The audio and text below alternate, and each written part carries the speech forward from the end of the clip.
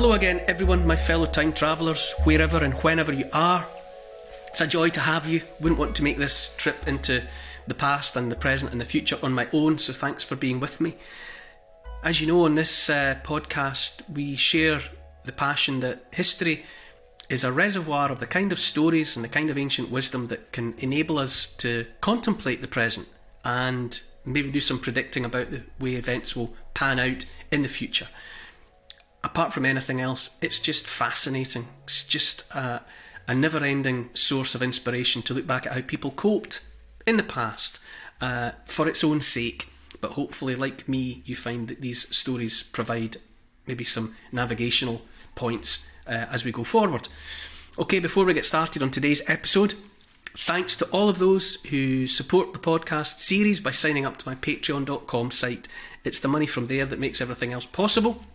So if you're there already, thank you. If you're not and you'd like to be a member, go to patreon.com, look for me by name, and part with some cash. You can join by the month or you can join by the year, and the latter is cheaper.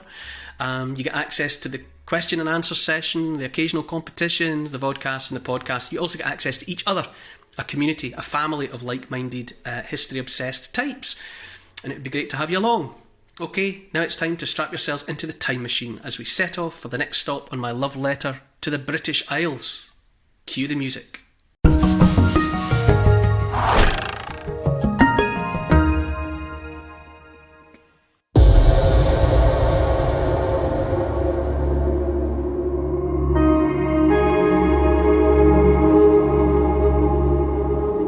They looked up from the ship and they could see that the lid of Thomas Griffith's coffin had been smashed by weather, and they could see his body and his arm was out and it seemed to be beckoning to them because his dead arm was blowing in the wind. In this episode, we're casting our eyes over the rugged British Isles, a collection of storm-swept rocks,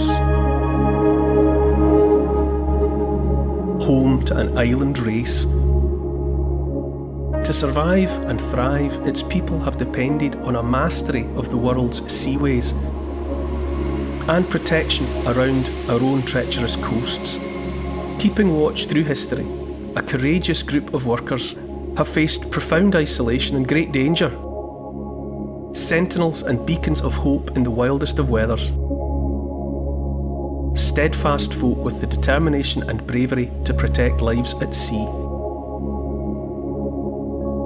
I'm stepping out across Britain to discover 100 remarkable places that have shaped you, me and the whole world. I'm Neil Oliver, and this is my love letter to the British Isles.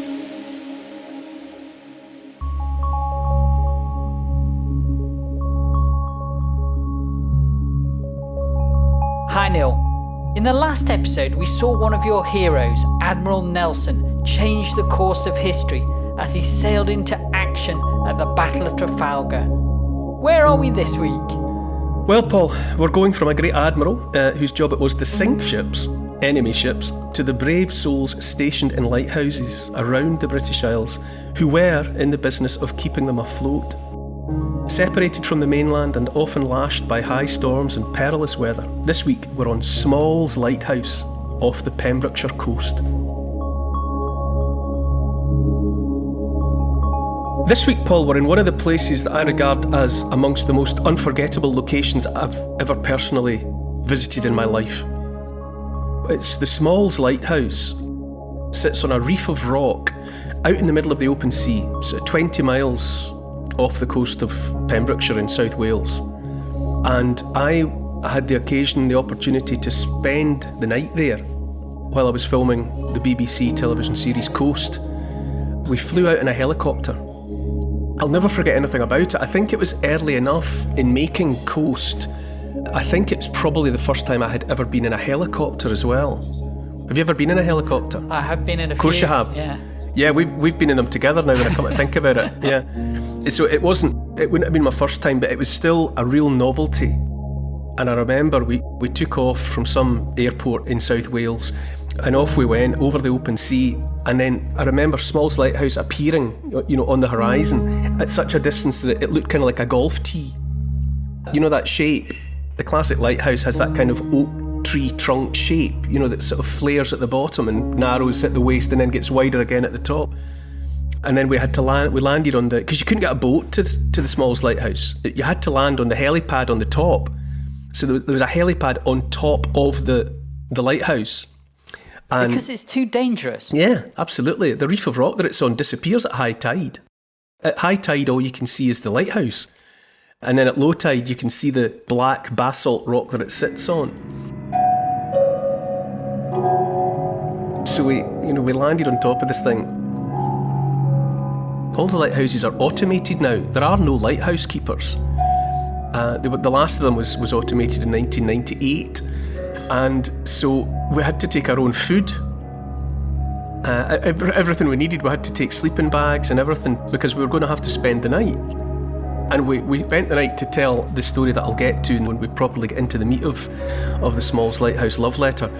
But suffice it to say, we did our filming and spent the night, and spending the night in a lighthouse 20 miles out into the open sea was just remarkable.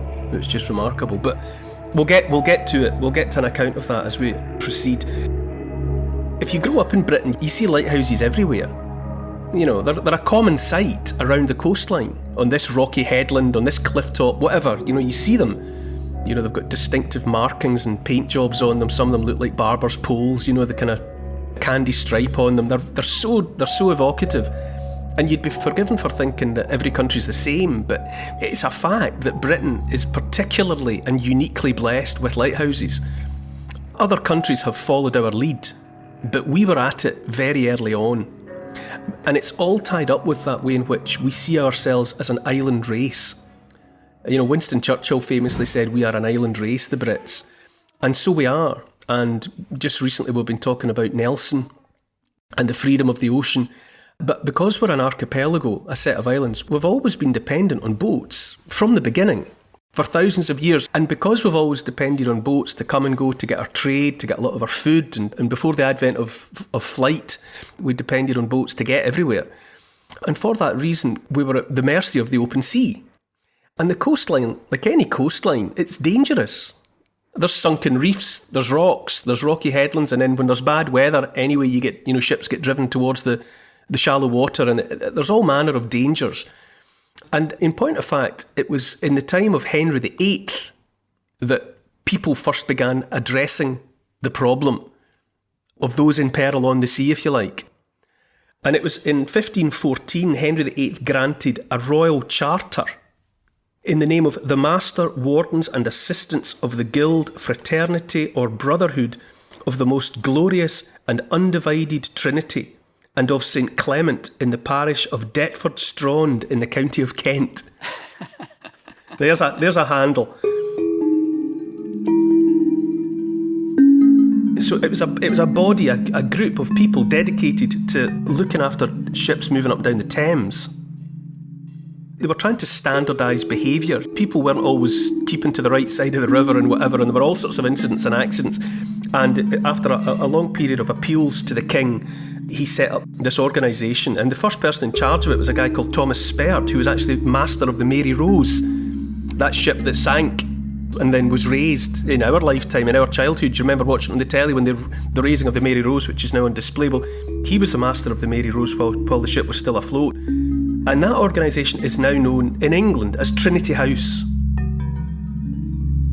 Because it grew and evolved, it became the body that looked after the lighthouses. In 1566, Henry's daughter, who was Queen Elizabeth I, of course, she extended the duties and role of the Brotherhood and made them responsible for, and I quote, beacons, marks and signs for the sea whereby the dangers may be avoided. So, from the time of Queen Elizabeth I, there have been lights deliberately installed and maintained to keep shipping safe. And gradually they spread as people identified hazards to shipping. They tried to put lights in the vicinity of as many as possible so that ships could see and could be kept safe. But in Scotland, the same job is provided by the Northern Lighthouse Trust. And that wasn't actually formed until 1786, but it does the same job. You can see the headquarters of the Northern Lighthouse Trust in I'm pretty sure it's on George Street in Edinburgh, and there's a wee lighthouse is the sign above the front door. If it's not there now, it always used to be. There was a wee lighthouse with a wee light on it. It was very distinctive. So would people throughout history have been protecting their shipping? But this is the first formalisation of it. Yeah, I mean, I don't know if you remember when we did a love letter from Arbroath Abbey, and we talked about the round O, the big window, which once upon a time was a stained glass window, but now it's just a big empty circular socket open to the weather. And the abbot there was aware of the danger that was posed by the Bell Rock, which is a reef of rock about 12 miles off the coast of Arbroath. And he had a brazier, a fire kept burning in the round O, so that ships could, maybe if the weather was clear enough, they might catch a glimpse of it. And he installed it there. It was there to warn them. It was there to warn shipping. So there have always been those who have understood the danger and have taken steps to do what they could. But by the time of Henry VIII and then Elizabeth I, from then on, there was a concerted effort to deal with it and make it an organised effort, a coordinated effort to keep the hazards lit so that people could navigate around them.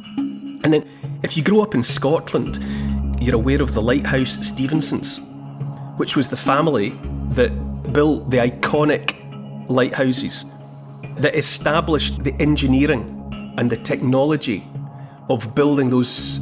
Up until that point, there were all manner of lighthouses, but the lighthouse Stevensons around Scotland standardised the look and the shape, and it spread like a rash. The patriarch of the family was Robert Stevenson, and then it was his sons and then his grandsons that really finessed the art. And the kind of lighthouses that everyone's familiar with that tree trunk shape, that elegant sweeping shape, they were composed of three-dimensional granite blocks that fitted together like three-dimensional jigsaw pieces. And so they clunked and fitted together, and then they were indestructible. They were so strong that even the wildest weather wouldn't break them. I mean, you'd need to hit them with a missile to damage these. They'll last forever. Such was the genius. Robert Louis Stevenson is connected to the same family. Obviously, he made his name writing Treasure Island and the rest, but he's part of that family as well. So they were a talented and gifted lot. And so, as I say, if you grow up in Britain, you just think lighthouses are everywhere. Well, they are in Britain, but that was a British tradition. We got into that, and then the Lighthouse Stevensons, who are a fascinating family. Bella Bathurst, an author, wrote a fantastic book, The Lighthouse Stevensons, and amongst other things, she pointed out that all the lighthouses are automated now. There are no lighthouse keepers. She identified lighthouse keeping as the first profession that's ever been made totally redundant. They're gone now. When I was a boy growing up, there was a period in my teens where I wanted to be a lighthouse keeper. It was a proper fantasy of mine, but then I found out that really you had to be kind of ex-Navy or ex-Merchant Marine. That's who the lighthouse keepers were recruited from. They had all been men of the sea, and I realised that it was going to be difficult. In order to become a lighthouse keeper, I was going to have to join the Royal Navy or something. And I went off the idea at that point, but it was always a fantasy. And in actual fact, I'm a patron of the Association of Lighthouse Keepers. That's the truth. Every month I receive their magazine called Lamp, and I'm listed in the inside front page as a patron of the Association of Lighthouse Keepers, which is a tag that I'm very proud of.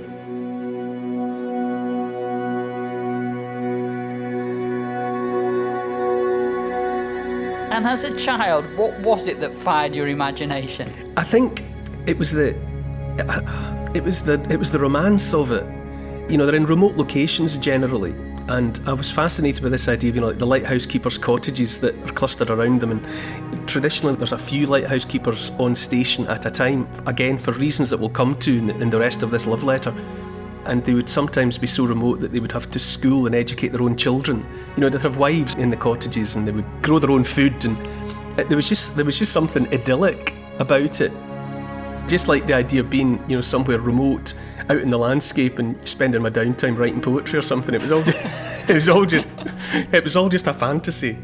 But I was always, and I still am. And it's funny that eventually, in the making of Coast, we visited a lot of lighthouses. And I made plain the fact that I loved them, and I always had, and it was for that reason that the Association of Lighthouse Keepers approached me and asked if I...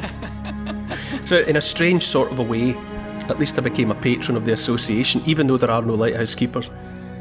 So that trip that I talked about, it was 2005. That's how long ago it was that we went out. And we went out to tell the remarkable story, the bit of history that unfolded at the Smalls Lighthouse. The lighthouse that's there today, it looks like your classic lighthouse. It was actually designed and built by an English engineer called James Douglas. By that time, they were all following a pretty standard pattern. Another contributor to that grand tradition was John Smeaton, who built the Eddystone Lighthouse, which is off the coast of Cornwall. And it was Smeaton's design that was picked up on by Robert Stevenson. And he made it his own and finessed it and brought it to the peak of its useful application. The Smalls Lighthouse was actually automated in 1987, just as that whole tradition was coming to its end. And so, as I said, we arrived, landed by helicopter on the helipad, climbed down through a hatch in the helipad and got down into the lighthouse itself. And then I'll never forget when the helicopter took off and left us. we were so alone. There's no way off. We were 20 miles out at sea on a rock. And we were with, apart from the film crew, so there was a director, a sound man, a cameraman, a runner, and an ex-lighthouse keeper, whose job it now was to be part of the team that would go out and maintain these things. So they go around and they make sure they're all right, and they clean them, and they put in new bulbs and all the rest of it. Look after the electrics and make sure the things are functioning. And he had actually, in his younger days, he had spent time as a lighthouse keeper on the Smalls Lighthouse. He took us all the way down to the door, going out onto the rock, and he explained how the doors were always set into the leeward side of the prevailing wind, so that even in heavy weather, the wind was sort of behind the door on the other side of the lighthouse.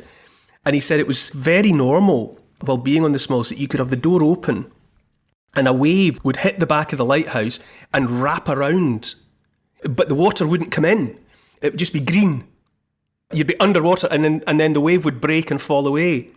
And then the next wave would come through and it would just shut, and you'd be briefly underwater. And he said the galley, the kitchen, which we were in as well, because we used the kitchen space for cooking our food, which was like just below the light chamber. So right up at the top of this thing, hundreds of feet high. And he said it wasn't unusual, to be standing at the kitchen sink, which was at the window, and for you to be suddenly underwater there. Because the waves could be so big that they'd be the height of the tower, and the wave would just come right, and you'd be looking out at water, right, and you're just below the light chamber. It's absolutely extraordinary.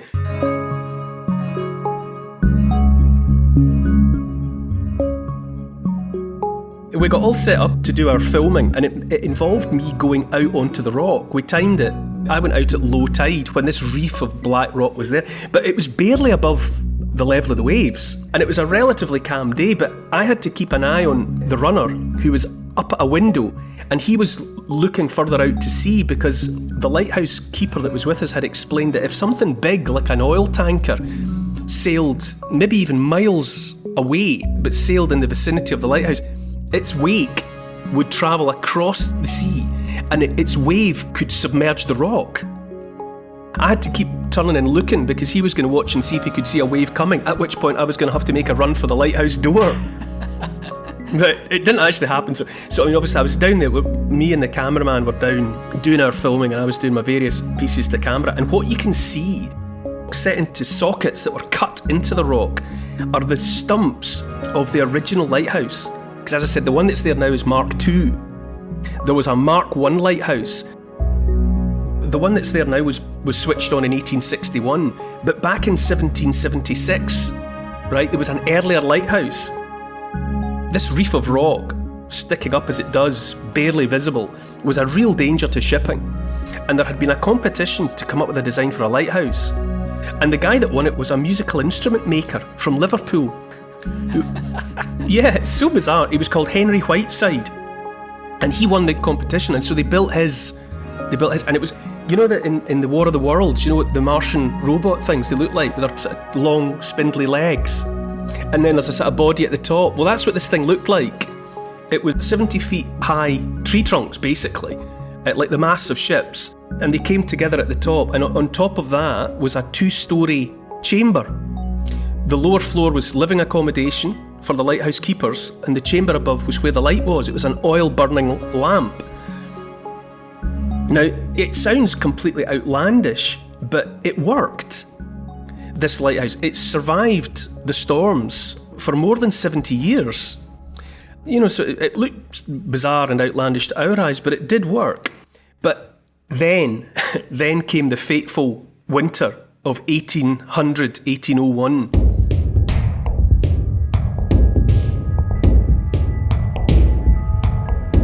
So the famous event which took place here happened in the original wooden lighthouse. Yeah, and as was the custom, there were two lighthouse keepers on station, and their names were Thomas Howell and Thomas Griffith.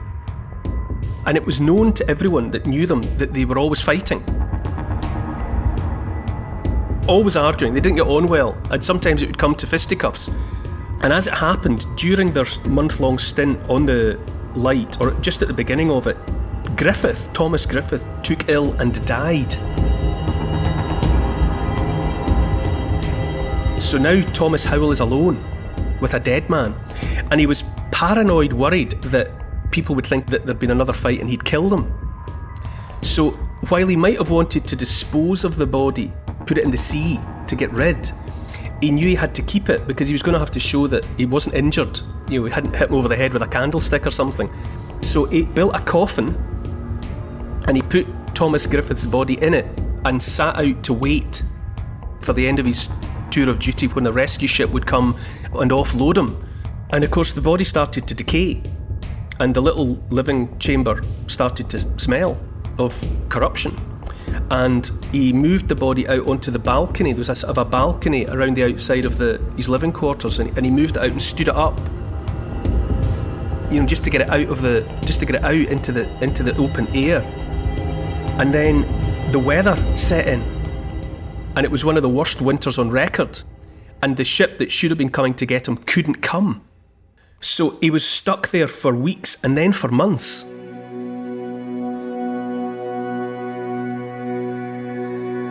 It was 2 or 3 months before anyone was able to come and get him.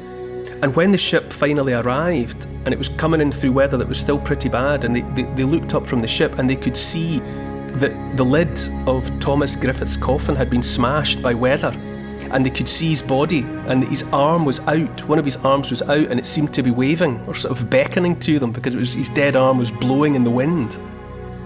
And they landed and they got to Thomas Howell, and Thomas Howell, they said, his hair had turned white and he was completely mad because of the months that he had spent alone with the decaying body of Thomas Griffith. And that incident on Small's Lighthouse in 1801 changed the protocols of lighthouses forever. Up until that point, it had been the drill that there'd be 2 guys together. But because of what happened to Howell and Griffith, they instituted a change, and it was always a 3-man crew, because it meant that if something happened to one, there were 2 more to deal with it. And from that point on, until the automation of the lighthouses were always looked after by a 3-man crew, and all of that was because of what happened on Small's Lighthouse. And then subsequently, Henry Whiteside's timber lighthouse was replaced, came to the end of its natural life, and it was replaced in 1861 by the one that's there now.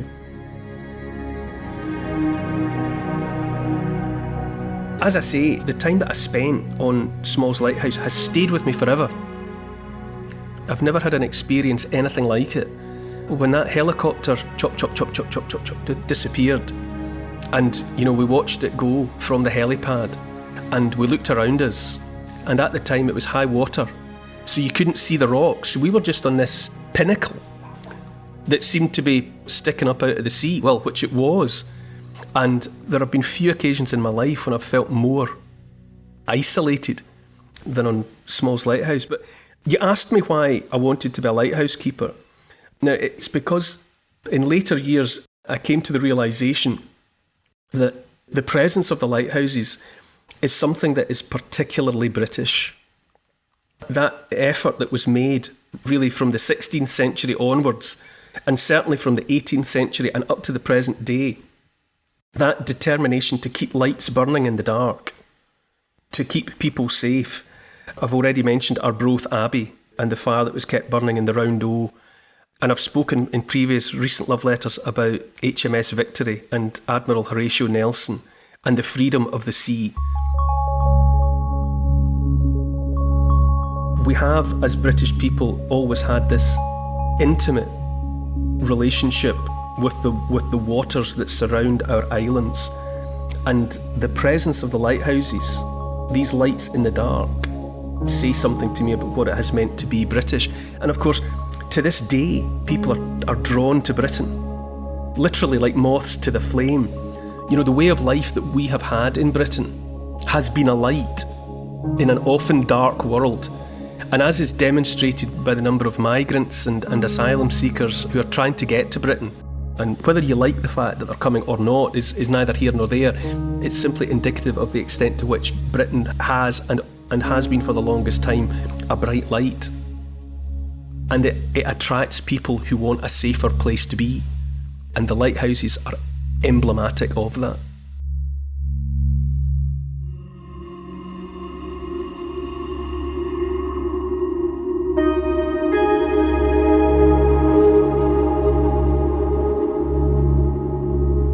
The wild Yorkshire moors.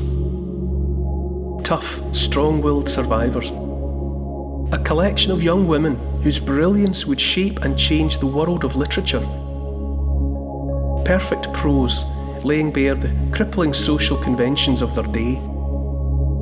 The harsh realities of the local life, the desolate, bare beauty of the moors surrounding them, and their imaginations, stubborn genius and creativity that lit up the world. Next time, in my love letter to the British Isles. To help support this podcast, which is and always will be free, and to get access to new and exclusive history and comment videos every week, sign up to my Neil Oliver Patreon site. It would be great to see you there. Check out the Instagram account called Neil Oliver Love Letter, and please write a review of this week's podcast and share it with your friends. For further reading about these favourite destinations of mine, you could try my book. It's called The Story of the British Isles in 100 Places, and it's published by Transworld. Neil Oliver's Love Letter to the British Isles is produced by Paul Ratcliffe and Neil Oliver for Fat Belly Films. Music is by Malcolm Goldie. The social media producer is Oscar CFR. Additional research is by Evie, Lucian, Archie and Teddy. And the finance is by Catherine and Trudy. Post-production is by Althorpe Studios and the graphics are by Paul Plowman. And special thanks to the people across history who have made and continue to make these isles such an incredible place. This has been an FBF Podcasts production.